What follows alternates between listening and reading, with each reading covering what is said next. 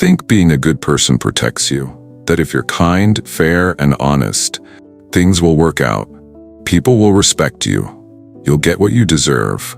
Goodness will be enough. You were told to be polite, to stay humble, to work hard, follow the rules, and treat people right. That if you just keep doing the right thing, you'll be respected, protected, rewarded. But here's a question. What if that's exactly what makes you easy to control? What if your morality isn't your shield but your leash? Because in the real world, the world of power, politics, influence, and quiet agendas, goodness doesn't guarantee anything. Sometimes it doesn't even help. Sometimes it gets used against you. That sounds brutal, but if it stings, it might be because you've felt it already, whether you want to admit it or not. You've seen it happen. The kind person who always says yes gets burned out. The honest one who speaks up gets pushed out. The one who plays by the rules watches someone else break them and win.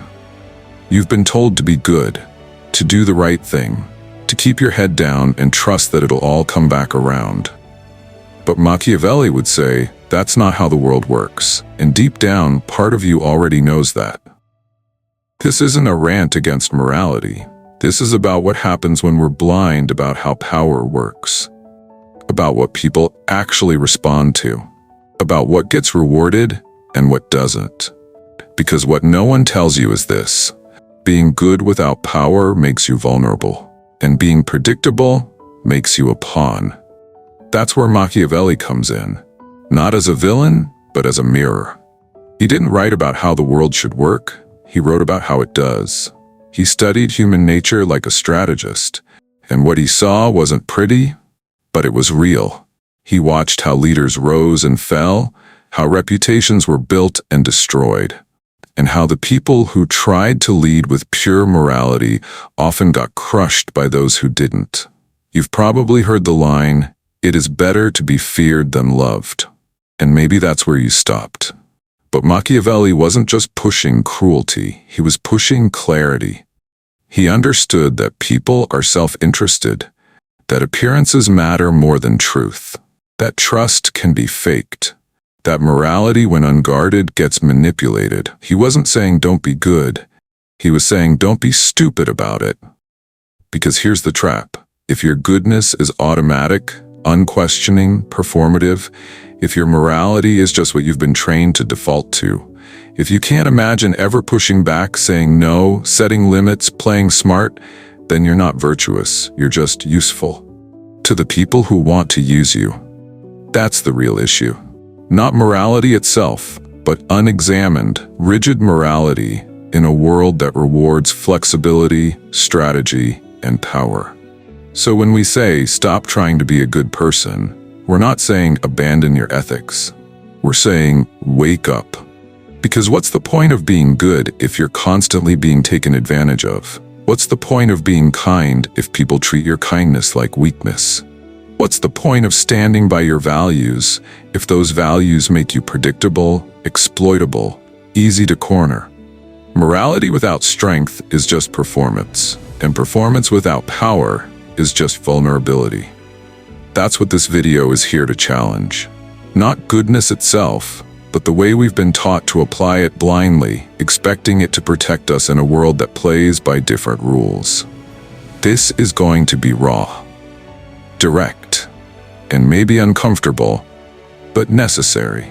We're going to unpack what Machiavelli actually meant. Not the cartoon villain version people throw around in high school, but the real message: how to protect yourself, how to move in a world that isn't always fair, and how to live with both ethics and awareness. Not to become heartless, but to stop being naive. Because if you're tired of being walked over, tired of being the nice one who always loses, tired of being good and getting nothing in return, maybe it's time to stop trying to be a good person and start being a powerful one with a mind of your own. Machiavelli gets a bad rap. Mention his name and people think manipulation, cruelty, lying, basically some evil mastermind blueprint. But that version? It's lazy. It's a caricature. The real Machiavelli wasn't telling people to be monsters. He was telling them to stop being fools. He wrote The Prince in the early 1500s, not as a book of morality, but as a survival manual. The world around him was brutal. Power changed hands fast. Alliances flipped overnight. If you weren't smart, you didn't just lose influence, you lost your head, literally. So he wrote for one purpose: to show how power actually works when the stakes are real. He didn't care what should work in some ideal world. He cared what does work in the real one. And here's what he saw. People aren't always rational. They're not always honest. They're not always loyal. They act in their own interest, especially when power, security, or ego is on the line. So Machiavelli asked, if you're a leader, or just a person who wants to move through the world without being crushed, how do you protect yourself in a system like that? The answer? You don't rely on people's goodness. You don't assume fair play. You study the game. You learn human nature. You adapt. Let's talk about the quote everyone knows, but rarely understands. It is better to be feared than loved if you cannot be both. Sounds harsh, right? But read that again. He's not saying fear is better than love. He's saying, if you're forced to choose, if you can't have both, then fear is the safer bet. Because love is fragile. It fades. It shifts. It depends on emotion, on loyalty, on personal feeling. But fear? Fear creates boundaries. Fear is about predictability. When people fear the consequences of crossing you, they think twice. And when they love you, but don't respect you, that love means nothing in a crisis. Now let's be clear. Machiavelli wasn't promoting tyranny. He wasn't saying, be cruel for fun. He actually warned against unnecessary cruelty because it breeds resentment, and resentment leads to rebellion. What he did say was this: if you're in a position of leadership and you want to keep it, you need to be smart, respected, and, if necessary, a little dangerous. You can't rely on people doing the right thing out of the kindness of their hearts. You can't expect everyone to admire your integrity and just fall in line. Because while you're busy being noble, someone else is plotting how to use your nobility to outmaneuver you. That's what makes Machiavelli uncomfortable for a lot of people. He takes the morality we're taught and strips away the sentiment. Not because he's cruel, but because he's clear. He knew that in high-stakes environments, politics, war, leadership, naive goodness is a liability. And honestly, that's not just about kings and generals. That applies to modern life too. Workplace politics, group dynamics, social hierarchies. We all like to think things run on fairness and mutual respect. But watch what happens when power, status, or resources are on the table. That's when people stop being polite and start getting strategic. That's the core of Machiavelli's insight. You don't have to be ruthless, but you do have to be realistic. Understand how power works. Understand how people behave when incentives shift. And never assume that being good will be enough to protect you. Here's another line from The Prince worth breaking down. A prince who wishes to maintain his power must learn how not to be good. That doesn't mean be evil. It means know when morality serves you and when it's being used against you. It means you don't automatically default to nice. You choose it strategically when it works. Because morality without discernment isn't virtue. It's programming. Machiavelli's whole point wasn't that ethics are useless. It's that ethics are only meaningful when paired with awareness. If you don't understand how the world really works, your morality is just decoration. It makes you feel good, but it doesn't keep you safe. It doesn't give you leverage. It doesn't give you influence. It doesn't help you lead. So stop thinking of Machiavelli as the villain. Start seeing him as what he really was. The guy who looked at the world and said, if you're not playing smart, you're getting played.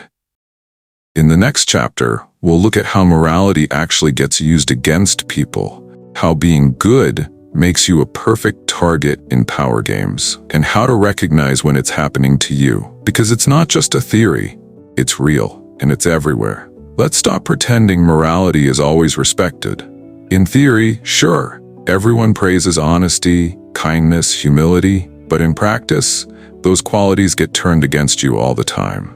Not in obvious ways, in subtle ones, strategic ones. This is what Machiavelli saw clearly, and what most people still can't face.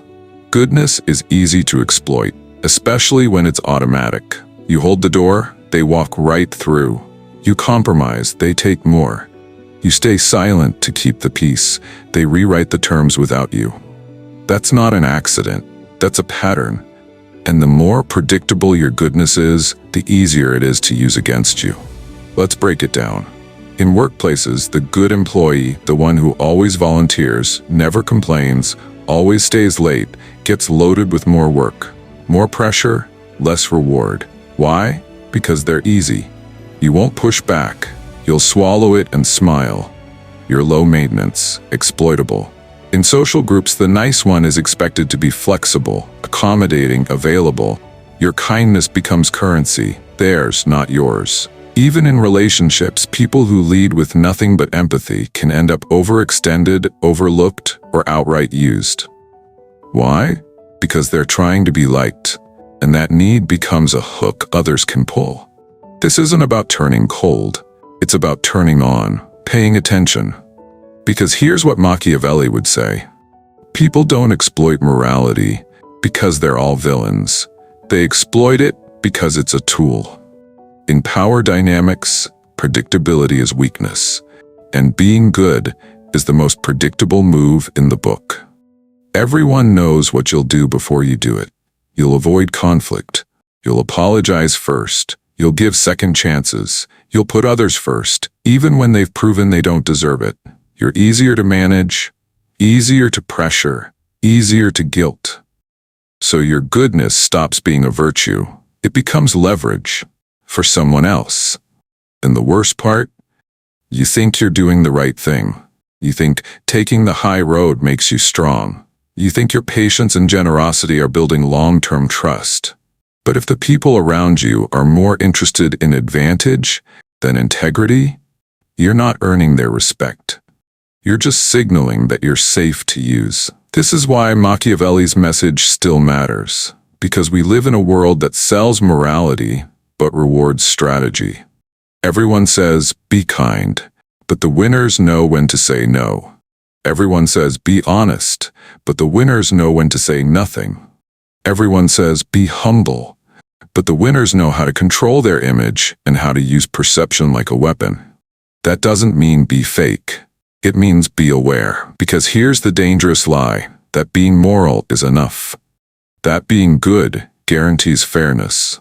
That doing the right thing will protect you from harm. It doesn't. The people who survive, who lead, who build, who last, they aren't the ones who blindly obey a moral script. They're the ones who know when to follow it and when to rewrite it. You're not obligated to give your time to everyone who asks. You're not obligated to trust someone just because they smile. You're not obligated to play fair when the game is rigged. Machiavelli understood something we're still uncomfortable saying out loud. There are people who will use your virtues to get what they want and discard you when you're no longer useful.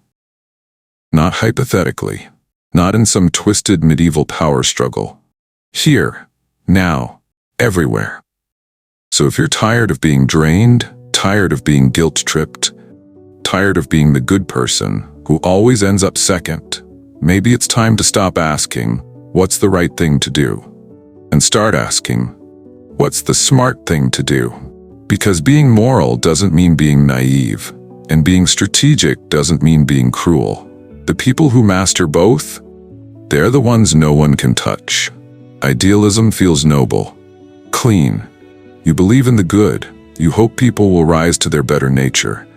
You assume fairness is the default. Maybe not always, but in the long run. But here's the thing no one wants to admit. Idealism without realism makes you easy to break. It sounds beautiful, but in high-stakes situations, leadership, negotiation, influence, it's a liability. Because the world doesn't operate on purity. It operates on pressure, incentives, leverage, strategy. And idealists, they often walk in like the game isn't rigged, Like intentions matter more than outcomes. Like if they just do the right thing, the universe will somehow balance it out. Spoiler, it doesn't. And when that moment hits, when the idealist finally sees the game for what it is, it hurts. Deeply.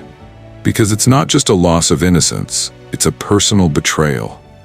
You start asking, why didn't they do the right thing? Why didn't anyone stop it? Why did I get punished for trying to be good? You feel used, disillusioned, sometimes humiliated, not just because things went wrong, but because you believed they wouldn't. That's the cost. Not just what you lose on the outside, status, money, influence, but what it does to your mind. You start to doubt your own values. You wonder if kindness is just weakness, if integrity is just branding, if doing the right thing is just a fantasy that gets sold to the people who aren't meant to win. And it's in that confusion, that emotional fog, that most people do one of two things. They either double down on being good, hoping to prove the world wrong, or they swing hard in the other direction and start playing dirty, thinking that's the only way to survive. Machiavelli would say, both are mistakes, because neither one sees clearly. The idealist is still deluded, and the cynic is just reactionary. Both are vulnerable. Both are being controlled, one by guilt, the other by bitterness. What Machiavelli offers instead is a third option. Clarity. He's not saying give up your values. He's saying, stop being blind to the system you're in. Stop expecting the world to play by your rules. Stop assuming fairness is automatic. It's not. It's enforced. Strategically. And if you don't enforce your own boundaries, your own time, your own dignity, don't be surprised when no one else does it for you. This is where the emotional cost of idealism hits hardest. Because it's not just about what others do to you, it's about what you do to yourself. You overextend. You overcommit. You let things slide because you want to be the bigger person. You keep hoping that your effort will eventually be seen, appreciated, rewarded. But hope isn't a strategy. And morality, without strength, isn't power. It's packaging. The cost of being too idealistic is that you end up living in a version of the world that doesn't exist. And the real world? It doesn't wait for you to catch up. So what do? You stop expecting moral rules to protect you. You stop leading with assumptions and start leading with awareness. You stop confusing doing the right thing with doing the effective thing. Because when you face reality as it is, not as you wish it were, you finally start gaining control. Machiavelli wasn't anti-virtue, he was anti-illusion. He wanted you to think clearly, move precisely, choose with full understanding of the cost. That's not cold, that's powerful. So if you've ever felt like your values were used against you, if you've ever felt crushed by your own high standards, don't throw them away. Just sharpen them, back them with strategy. That's how you stop being idealistic and start being effective. If Machiavelli were alive today, sitting across from you, he wouldn't waste time making you feel better. He wouldn't sugarcoat the state of the world. He wouldn't tell you to just be yourself or stay kind no matter what. He'd tell you one thing first. If you want to survive and lead, you need to be feared just enough to be respected. Not feared like a tyrant, not feared like a bully, feared like someone who knows what they're doing, who doesn't fold under pressure, and who isn't easily manipulated. Because power respects power, and if all you bring to the table is goodness, people will eat. So what would he tell you to do? 1. Stop being predictable. People who try to be good all the time usually act the same way in every situation. They never raise their voice, never walk away, never say no. They're consistent, which makes them easy to map and easy to game. Machiavelli would say, learn to be flexible. If you're always the dove, be ready to become the hawk. If you're always silent, surprise them by speaking. Make it hard for people to read your next move. Predictability breeds vulnerability. But unpredictability, that creates respect. 2. Don't confuse being liked with being secure. People who seek to be liked above all else end up compromising where they shouldn't. They want approval, not power. They avoid discomfort, even when discomfort is the only thing that protects them. Machiavelli would remind you, being liked is nice, but being respected keeps you in the room. Being useful, strategic, and not easily pushed around, that's what creates lasting influence. People respect boundaries. They exploit friendliness. 3. Control your image. Ruthlessly. People don't know who you are. They know what you present. Machiavelli was obsessed with the idea that a leader must appear virtuous, even if they aren't in private. That's not hypocrisy. That's strategy. Public perception is power. So what does that mean for you? It means manage how you're seen. You don't need to lie. You need to be intentional. Every word, every reaction, every silence sends a message. The people who win don't just act. They curate how they're interpreted. 4. Choose strategy over ego. This one's big. Machiavelli didn't care how people felt about being right. He cared about winning. He didn't care about moral purity. He cared about outcomes. That means learning when to bite your tongue, when to walk away, when to play the long game, even if it bruises your ego in the moment. He would say, pick the move that works, not the one that feels righteous. Do what advances your position without burning your reputation. Every decision costs something, so spend wisely. 5. Be a lion and a fox. This is classic Machiavelli. The lion represents strength. The fox represents cunning. Strength without strategy, you get overpowered. Strategy without strength, you get exposed. So the key is to be both. Know when to show teeth, know when to smile and wait, know when to strike and when to disappear. People who master both sides of that coin, they don't just play the game. They start shaping it. Machiavelli wouldn't tell you to be ruthless for no reason. He wouldn't tell you to betray your values. He'd just say this: if you're going to be good by choice, not by default. Let your morality be strategic, not reactive. Let your kindness be earned, not automatic. Let your respect be selective, not free. Because here's the truth. In a world where power respects strength, morality without edge gets ignored or exploited. You don't have to become cruel. You just have to stop being soft where it costs you. And once you do, you'll stop begging for fairness. You'll start commanding respect. Let's stop pretending we've evolved past power games. We've just made them quieter. They're not about kings and castles anymore. They're in your inbox, your group chats, your performance reviews, your social media feed. Modern power isn't about brute force. It's about influence, access, perception. And most people are still playing checkers while the game is already 4 moves deep.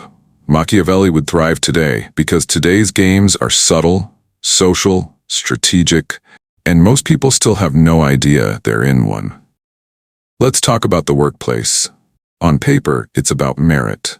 In reality, it's about visibility, alliances, and leverage. The one who quietly does all the work without pushing for recognition, they don't rise. The one who navigates relationships, who knows when to speak, when to hold back, when to make themselves visible. That's who moves up. Why? Because results matter, but power flows through perception. Social media? Same thing. People don't just share, they brand. Every post is a signal. Every like, a form of currency. Image is everything. People curate vulnerability to gain sympathy or outrage to gain reach. Morality becomes marketing. And if you don't know how to play that game, you're not above it. You're just outmatched. Even friendships, relationships, group dynamics, they're not immune. People test boundaries. People compete silently. Some give to gain leverage. Others withhold to create demand. That's not cynical. That's reality. You don't have to play dirty. But if you're not aware these moves exist, you will get played. This is what Machiavelli understood. Not just that people want power, but that most of them will never admit it. They'll hide it behind niceness, behind values, behind fake humility. But watch what happens when something is on the line. Status, credit, influence. That's when the real moves come out.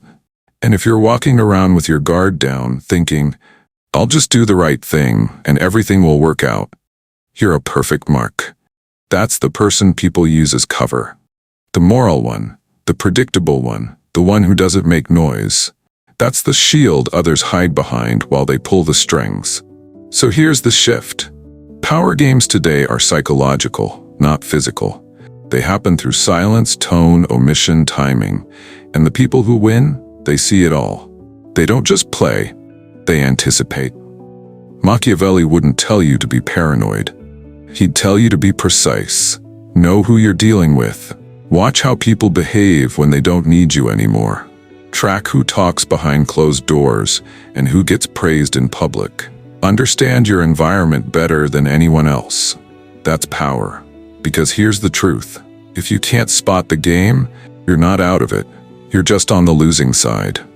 So don't check out. Don't pretend modern life is above strategy. Don't tell yourself, this doesn't apply to me.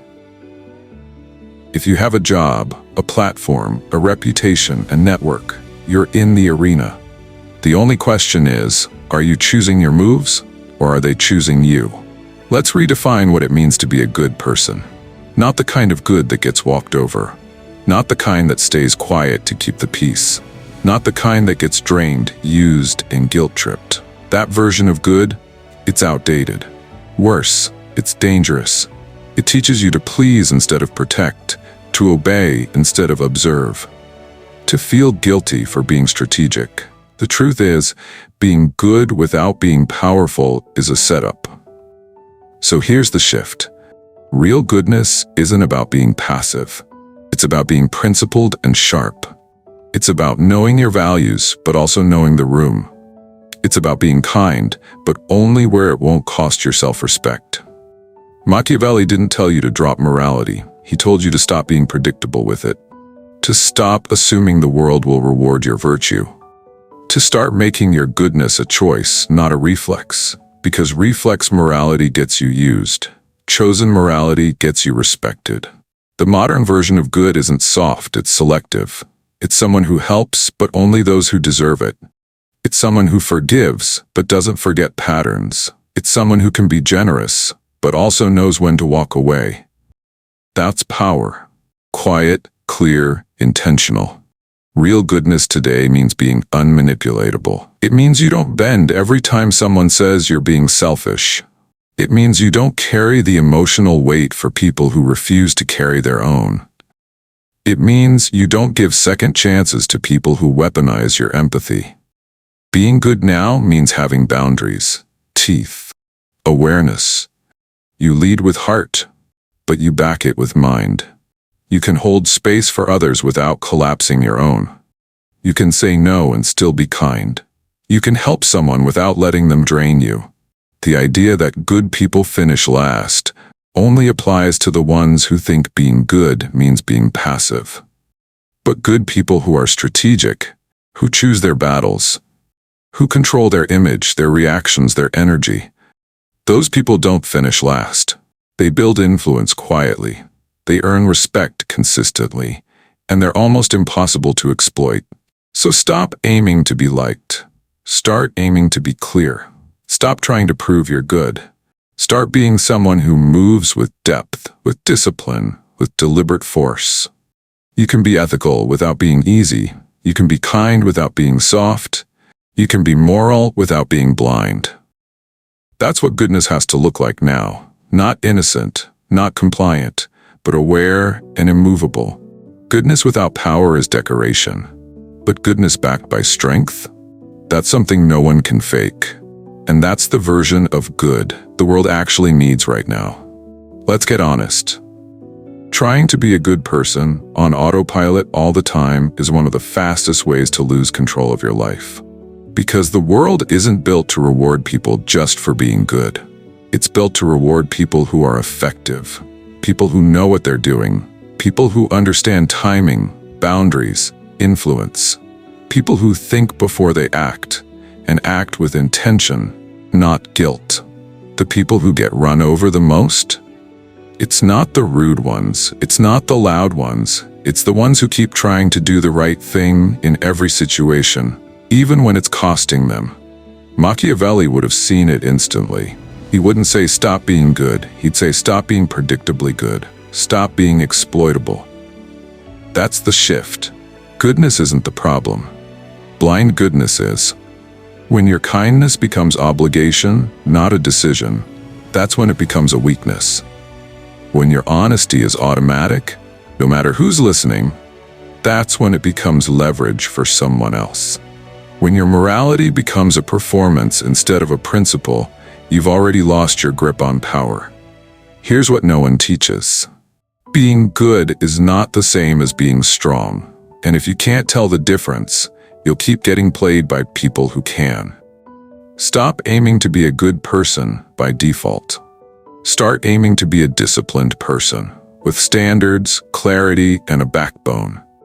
Start aiming to be useful to the right people, dangerous to the wrong ones, and emotionally unavailable to manipulators. Because that's what effectiveness looks like. Effectiveness is about choosing the right move, not just the moral-looking one. It's about protecting your time, your name, your energy. It's about knowing when silence is power and when confrontation is necessary.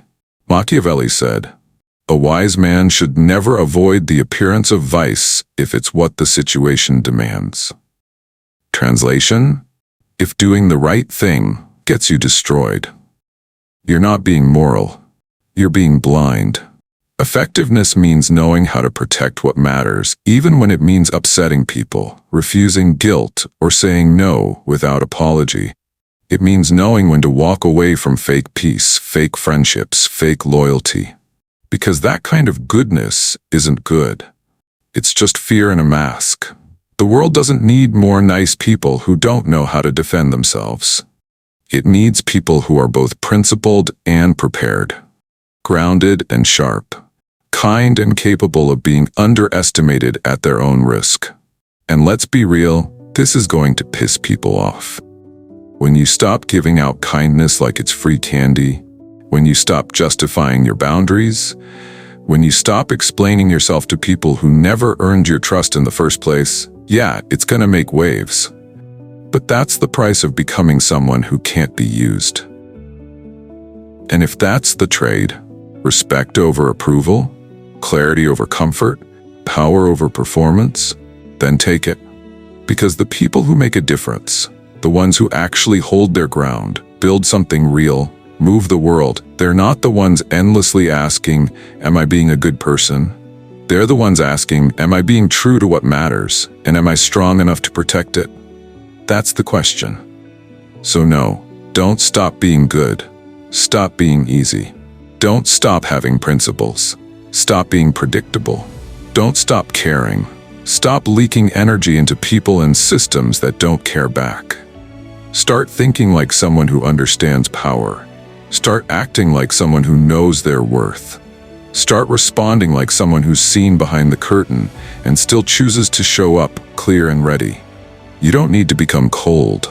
You need to become conscious. Because good without awareness, that's programming. But good with discipline, that's leadership. And we need more of that. If this hit you hard, if it woke something up, don't scroll away and forget it. Use it. Make one shift today. One choice that comes from strength, not guilt. One moment where you back yourself fully and stop asking permission to be clear, sharp, and grounded. And if you want more like this, more ideas that challenge the way you've been told to live, subscribe, like the video. Share it with someone who's still stuck in the just be good trap. Let's build something smarter, stronger, and harder to manipulate. Because being good is fine, but being untouchable, that's better.